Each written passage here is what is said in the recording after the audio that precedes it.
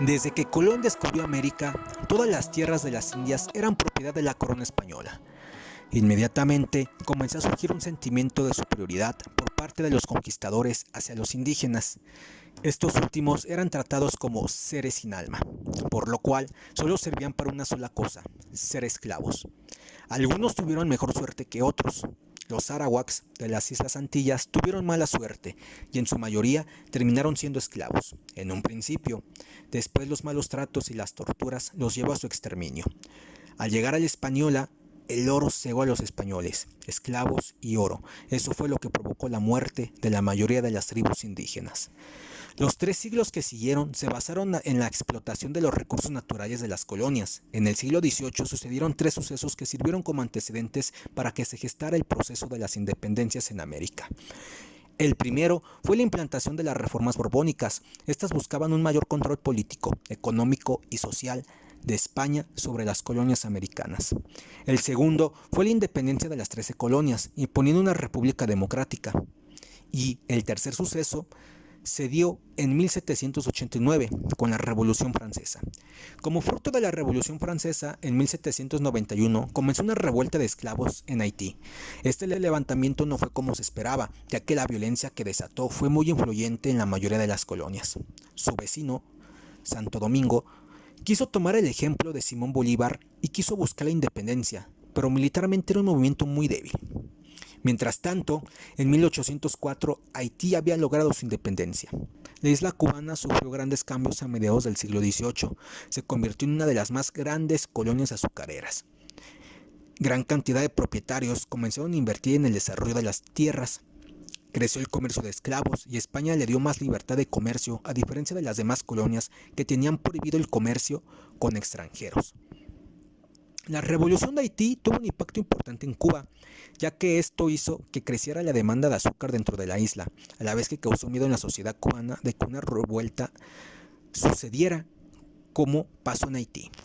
Cuando comenzaron las luchas de independencia en América, muchos realistas se exiliaron en Cuba, fortaleciendo los lazos con España. Cuba se había convertido en la colonia más rica de España y Estados Unidos se estaba convirtiendo en el mejor comprador de azúcar para Cuba. En 1860, la esclavitud había desaparecido en la isla cubana. Los hacendados empezaron a movilizar para evitar que esto sucediera, ya que los esclavos eran la mano de obra fundamental en sus haciendas. La presión para que España permitiera la anexión era cada vez más fuerte. En 1868, debido al descontento que existía en la isla, sin haber consultado a nadie más, Carlos Manuel de Céspedes proclamó la independencia de Cuba en la de Majagua. En un principio tuvieron una derrota en Yara, pero después se logró tomar Bayamo, y esto levantó los ánimos de los insurgentes.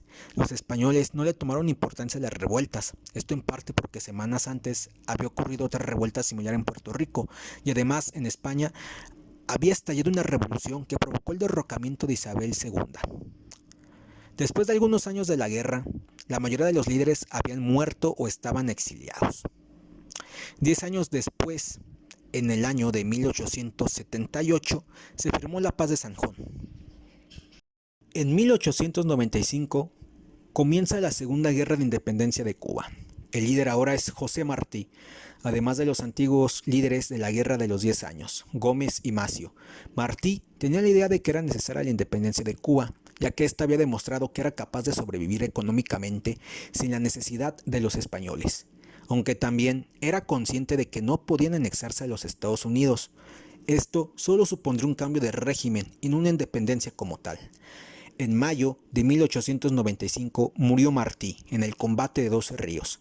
Tiempo después falleció Macio, combatiendo en la provincia de La Habana. El único líder de renombre que quedaba era Gómez, el cual emprendió la guerra de guerrillas. Los Estados Unidos siguieron con el interés de anexarse la isla, por lo cual en 1898 enviaron el acorazado Maine al puerto de La Habana. El 15 de febrero de ese mismo año, el Maine explotó, causando la muerte de 266 tripulantes. Estados Unidos acusó a España de este suceso e ingresó a la guerra. España solicitó una tregua con los insurgentes, para pelear en contra de los Estados Unidos. Los cubanos, hartos de 3 siglos de estar conquistados, se negaron. En 1898, España solicitó la paz y a cambio, Estados Unidos se quedó con las islas de Cuba, Puerto Rico y las Filipinas. En México, las reformas borbónicas y la invasión de Napoleón a España fueron los motores del movimiento independentista. Napoleón, al deponer a Fernando VII e imponer a su hermano José Bonaparte, inmediatamente causó descontento dentro de la sociedad. Las juntas provinciales comenzaron a competir por el reconocimiento de México. La de Oviedo y la de Sevilla enviaron comisionados a México, pero las autoridades no lograron decidir cuál de las dos era la legítima. Nueva España debía mantener a sus funcionarios en sus funciones hasta que se creara un gobierno legítimo en España. Dos de sus miembros, José Primo de Verdad y Juan Francisco de Zárate, junto con Melchor de Talamantes, un fraile de Perú, decidieron pedir al virrey José de Iturrigaray que asumiera el control absoluto en nombre de Fernando VII y de los representantes, ya que en ausencia del rey la soberanía recaía en todo el reino y las clases que lo conformaban. Esto tuvo como consecuencia que los peninsulares que querían seguir sujetos a la corona hicieran un complot para derrocar a Iturrigaray. Este suceso sirvió como pretexto para que Ignacio Allende, Juan de Aldama, Mariano Abasolo, Miguel Domínguez y Miguel Hidalgo comenzaron una conspiración para levantarse en contra del gobierno. En 1810, la insurrección comenzó en Guanajuato, pero al igual como sucedió en Haití, la revuelta estuvo marcada por el saqueo y el asesinato de todo español que fuera capturado por algún rebelde.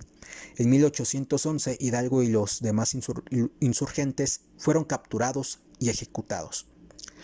La segunda etapa del proceso de independencia fue dirigida por José María Morelos, que a diferencia de Hidalgo, tenía a los rebeldes con mayor disciplina y organización.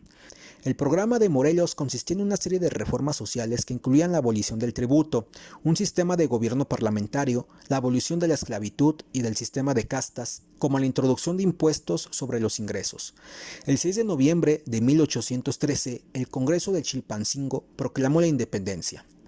En 1815, Morelos fue capturado y en diciembre de ese mismo año fue juzgado y ejecutado. El movimiento lo siguió Vicente Guerrero, Javier Mina y Teresa de Mier. No fue hasta 1821 que Iturbide mantuvo pláticas con Vicente Guerrero y el 27 de septiembre de ese mismo año se consumó la Guerra de Independencia de México. En Centroamérica no existió un levantamiento para buscar la independencia. La élite centroamericana no hablaba de insurrección.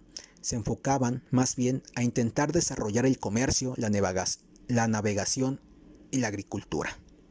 Pero a pesar de esto, existieron algunos levantamientos. En Sudamérica, el levantamiento de Tupac Amaru II tuvo gran importancia en el virreinato del Perú, convirtiéndolo en el bastión con mayor presencia española. En 1783 es capturado y ejecutado. Otro personaje que sobresalió es Francisco de Miranda, en 1792. Este entró en el ejército francés y en 1797 firmó el Acta de París, en la cual, junto con el apoyo de Inglaterra y Estados Unidos, por medio de un pacto comercial, se encaminarían a buscar las independencias de América. En 1806 es el primer ataque a Venezuela, pero fracasa en el intento, y no es hasta 1812 que Miranda capituló ante los realistas y por este motivo fue capturado por Bolívar y entregado a los españoles. Mientras en 1810 Bolívar proclamó la independencia de la Nueva Granada, la cual estaba conformada por Colombia, Venezuela y Ecuador, algunos de sus colaboradores eran José Antonio Páez, Francisco de Paula Santander y Antonio José de Sucre. En 1821 Bolívar logró el triunfo de las independencias de Colombia y Venezuela. Mientras tanto, Sucre lograría lo mismo en Ecuador en 1822. En el Río de la Plata, el personaje que sobresalió fue José de San Martín. En 1816, el Congreso de Tucumán proclamó la independencia. En Chile, Bernardo O'Higgins se unió junto a San Martín. Todo se definió en la batalla de Maipú en 1818.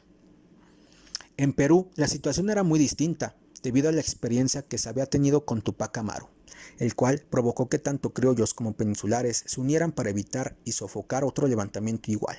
Fue necesaria la intervención de Bolívar y Sucre, los cuales en 1825 lograron las independencias de Perú y Bolivia.